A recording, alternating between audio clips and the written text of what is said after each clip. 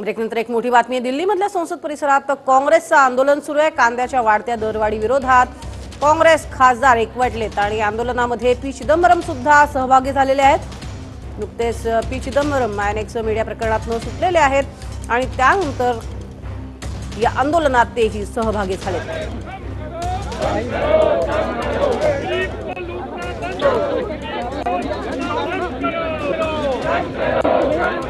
अर्थातच मोदींविरोधातली नाराजी आहेच आणि त्याबरोबरीने आता कांद्याचे वाढते दर हा सुद्धा कळीचा मुद्दा आहे आणि म्हणूनच काँग्रेसचे सर्व खासदार एकवटलेत आणि त्यांनी कांद्याच्या वाढत्या दराविरोधात आंदोलन सुरू केलेलं आहे।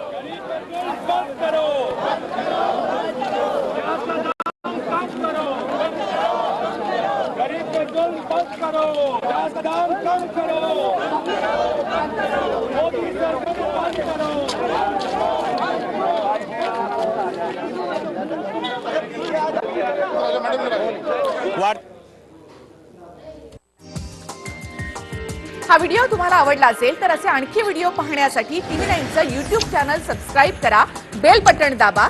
ताज्या घडामोडींसाठी लॉग ऑन करा tv9marathi.com।